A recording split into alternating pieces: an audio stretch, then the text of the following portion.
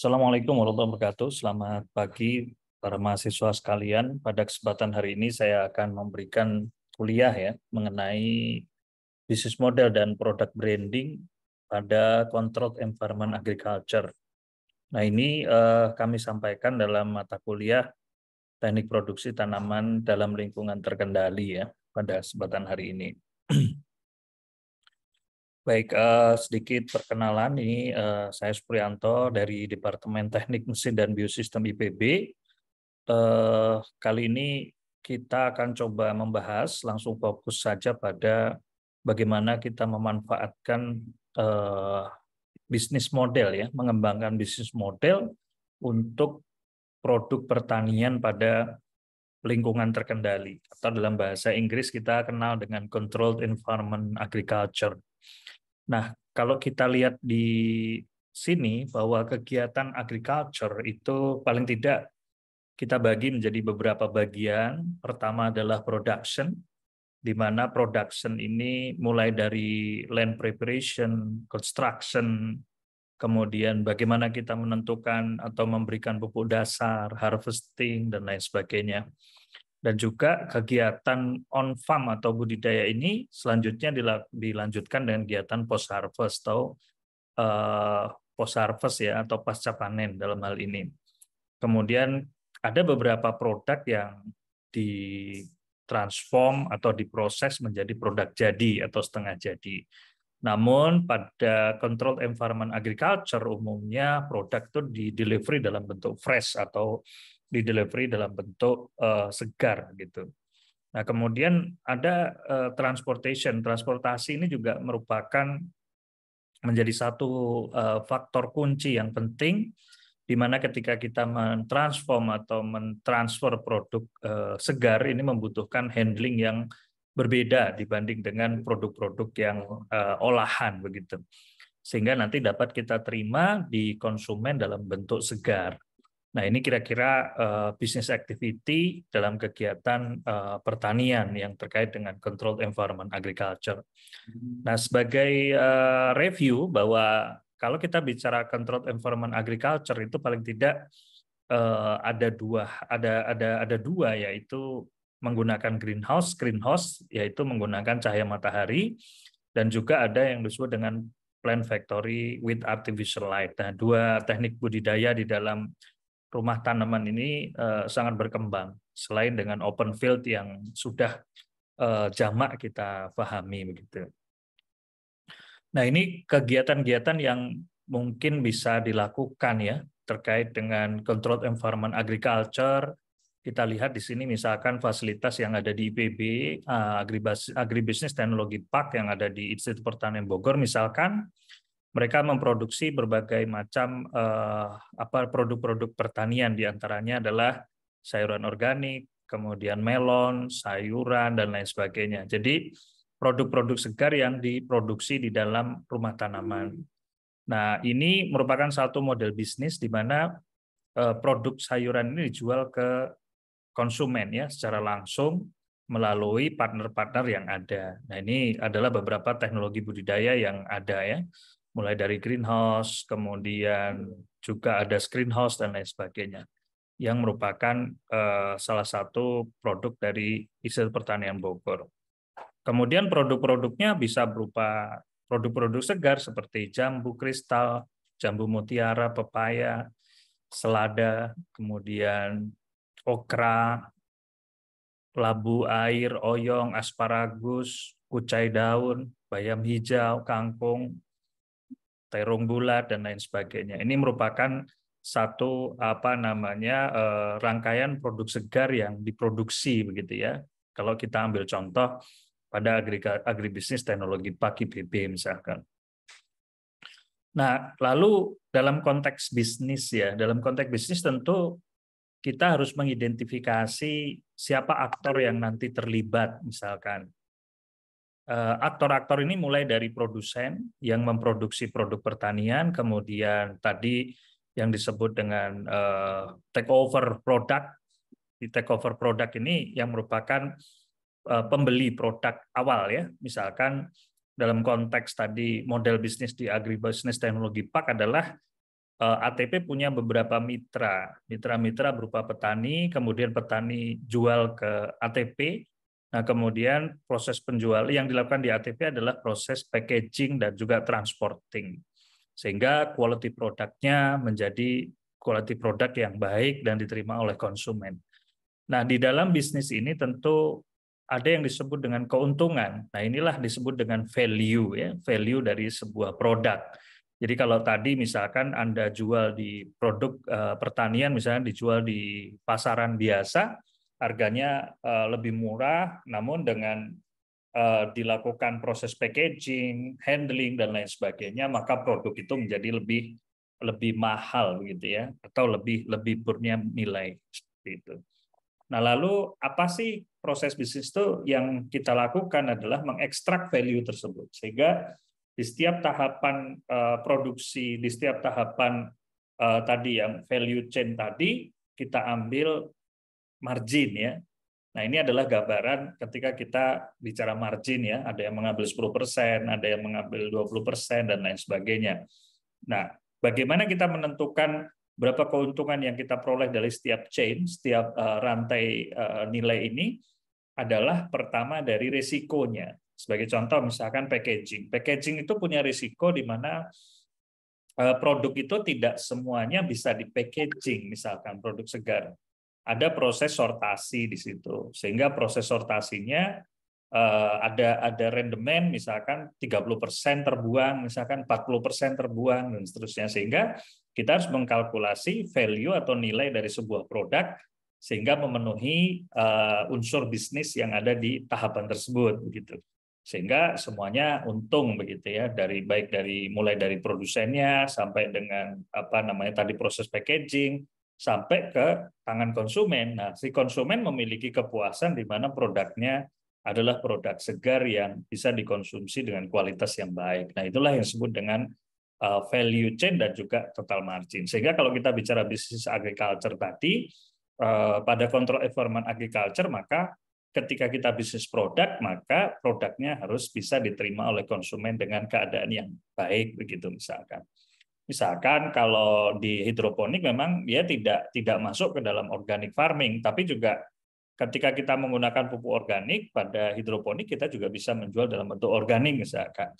Nah, banyak komunitas-komunitas pro organik yang mungkin bisa menjadi customer bagi kita semua, sehingga kita bisa jual atau proses bisnisnya adalah menjual produk tersebut ke konsumen yang hobi ataupun membutuhkan produk organik tersebut.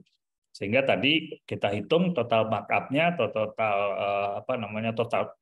total cost dari setiap tahapan, kemudian marginnya mau diambil berapa di setiap tahapan. Nah, itulah proses bisnis yang harus kita lakukan di awal ketika kita ingin memulai bisnis di bidang pertanian ini atau produk segar ini.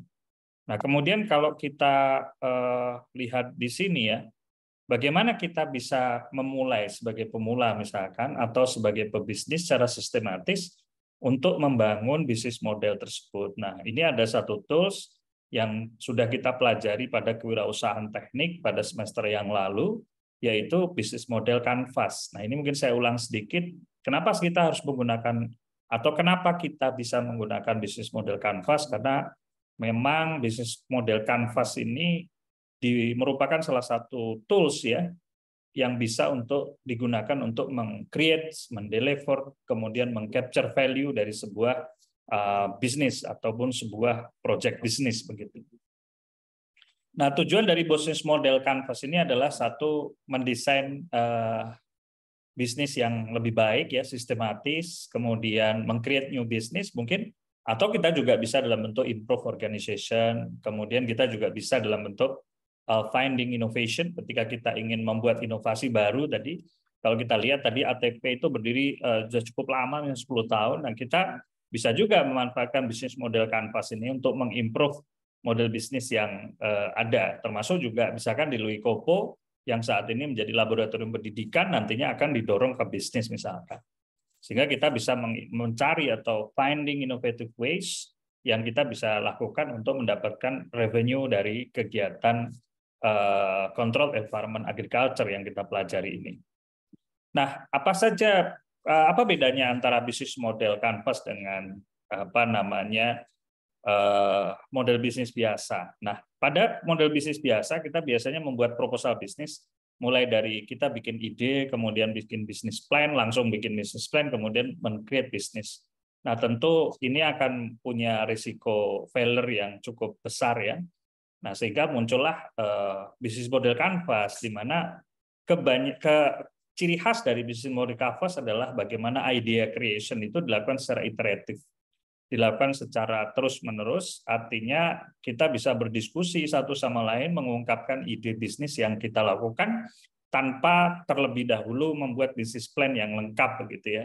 Jadi saya kira itu adalah satu model bisnis yang cukup cukup menarik untuk kita agar kita bisa menciptakan bisnis plan atau bisnis model yang resiko ketika dilaksanakan itu bisa minimum kegagalan ya.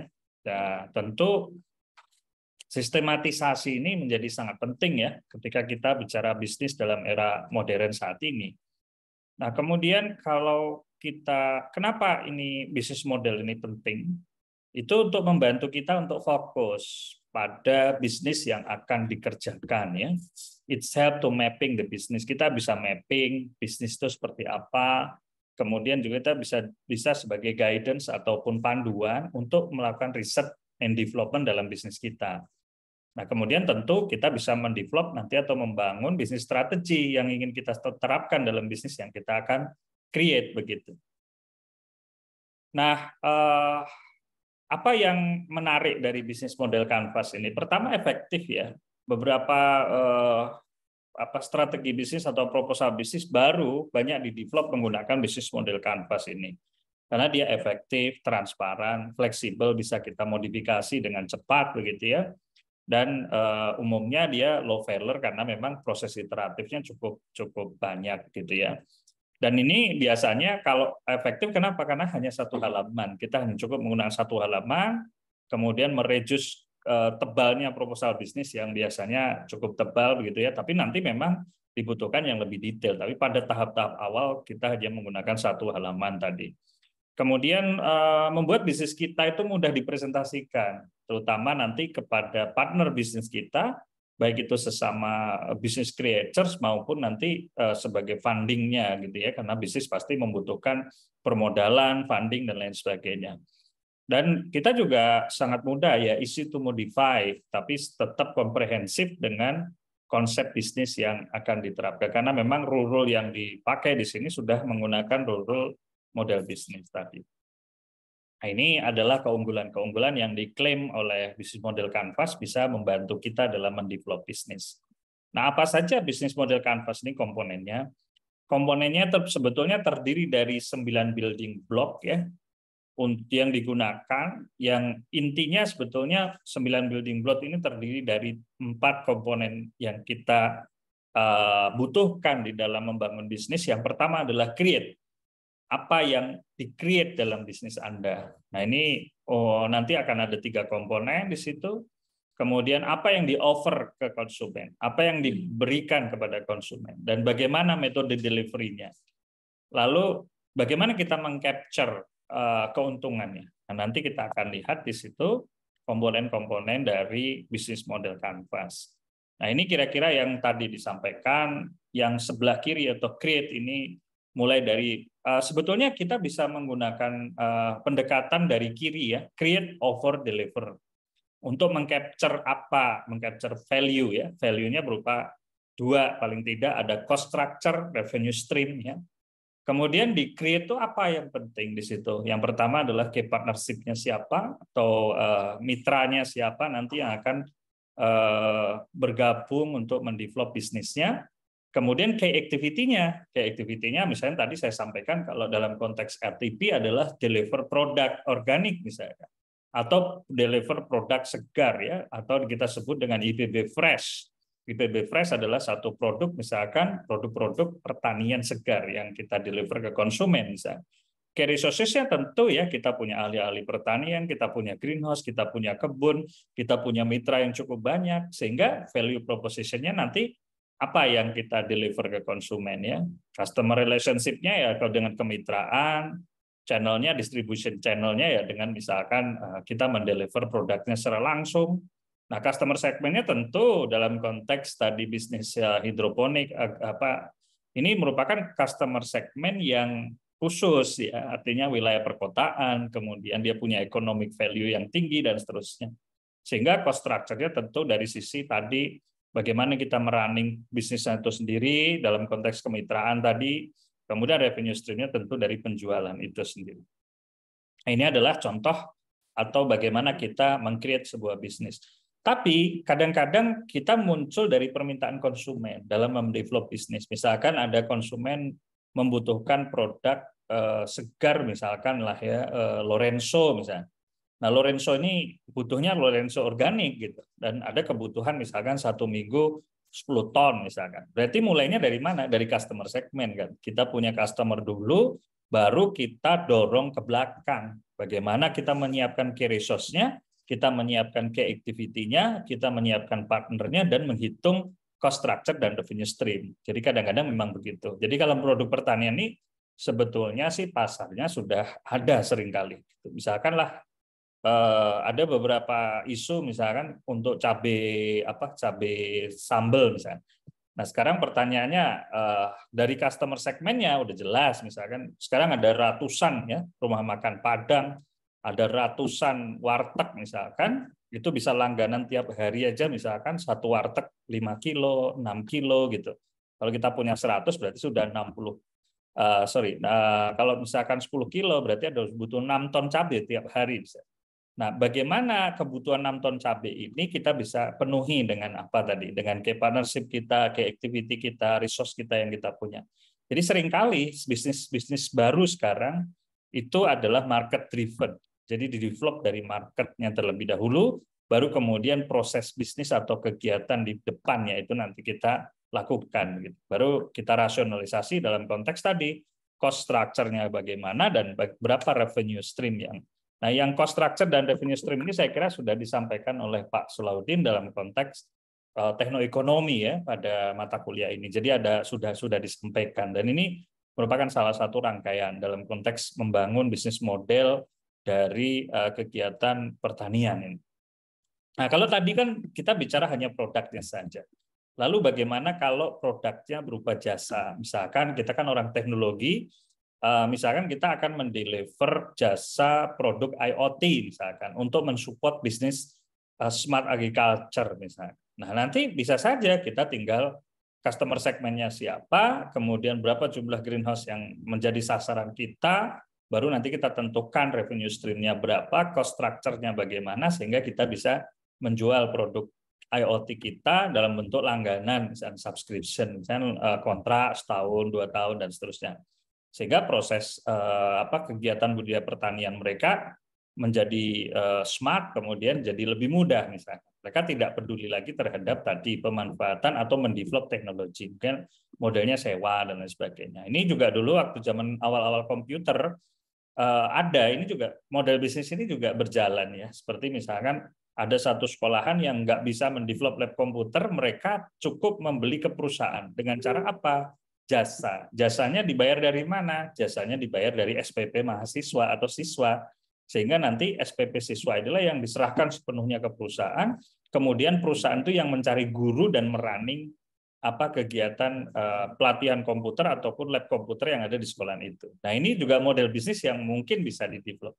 Jadi sebetulnya dengan template BMC ini kita bisa mendevelop atau meng-create model bisnis yang berbagai macam tadi begitu ya. Sehingga kita bisa sangat kreatif untuk memodifikasi, kemudian memberikan input, masukan dalam konteks tadi developing bisnis tadi.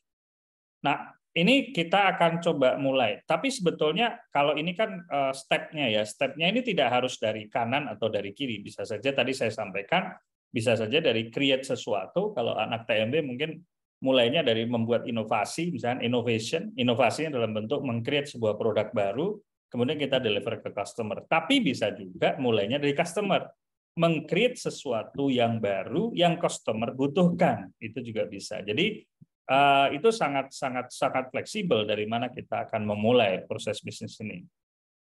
Nah, 10 step-nya ini customer segment, value proposition, channel, customer relationship, revenue stream, key activity, key resources, key partnership, cost structure, analysis dan validation model, dan lain sebagainya. Jadi ini nanti akan membantu kita untuk mendeliver tadi. Misalkan ya, pada key partnership, who will help you? Siapa yang akan membantu Anda? Kepada key activity, how do you do it? Bagaimana kamu melakukan itu? Key resources, apa sih resource yang kamu butuhkan? Misalnya tadi kalau misalnya air, greenhouse, dan lain sebagainya. Value proposition-nya, what do you do? Apa yang akan kamu lakukan?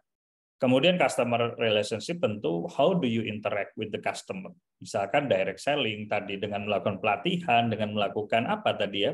Misalkan Anda bikin komunitas organik, bikin komunitas peduli pangan nasional dan lain sebagainya. Nah, ini akan mengikat dari customer tadi. Nah, channelnya mau bagaimana, how do you reach them? Bagaimana kamu bisa menangkap customer itu.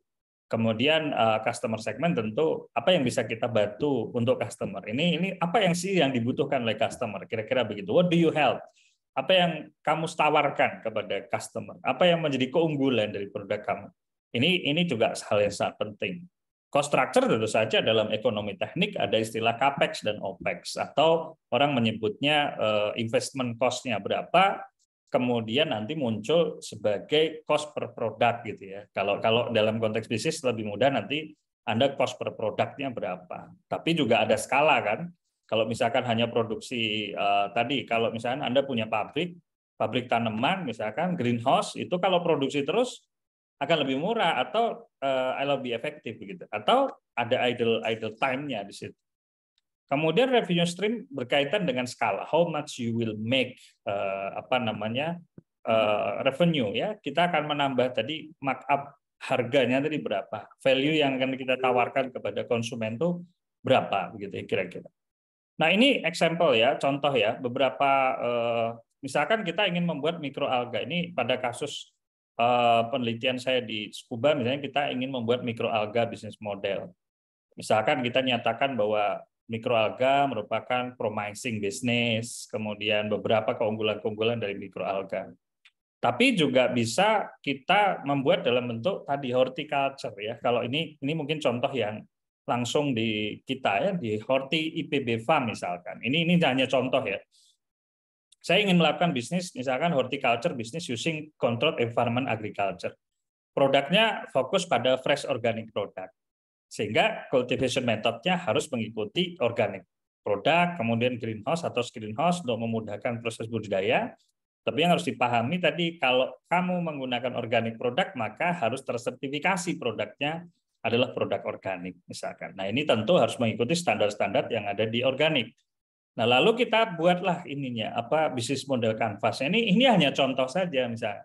Customer segmennya misalkan greenhouse grower, kemudian entrepreneur, dan lain sebagainya. Misalkan lah seperti ini.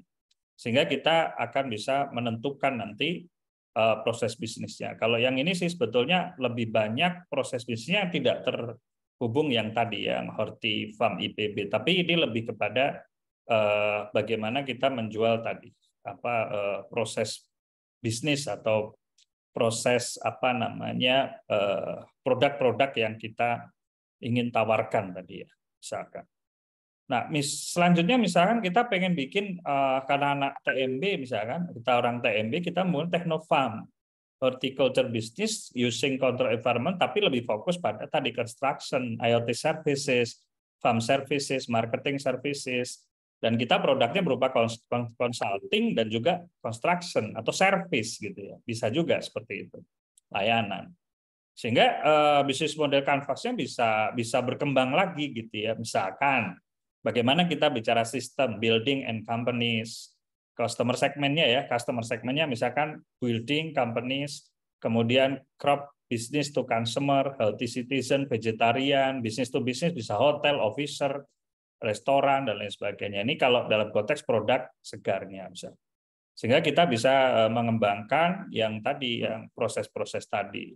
Key resource yang kita butuhkan misalnya high skill employers, teknologi ya, kita butuh AI, IoT, robotics, plan and infrastructure dan lain sebagainya. Activity-nya sales marketing, partnership collaboration, product development, research and development, sehingga kita fokusnya ke sana.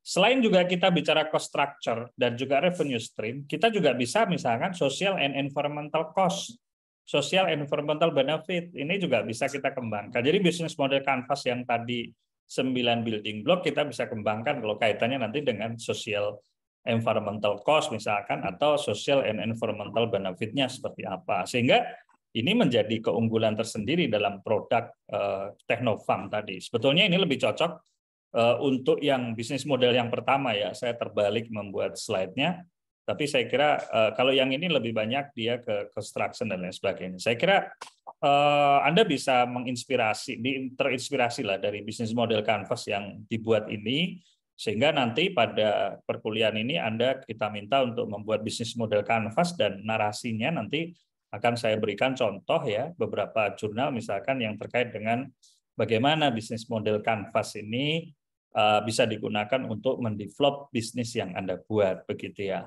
Jadi mungkin itu saja yang bisa saya sampaikan. Anda bisa membaca referensi yang telah diberikan ini ya. Saya menggunakan misalkan Alexander Osterwalder ya.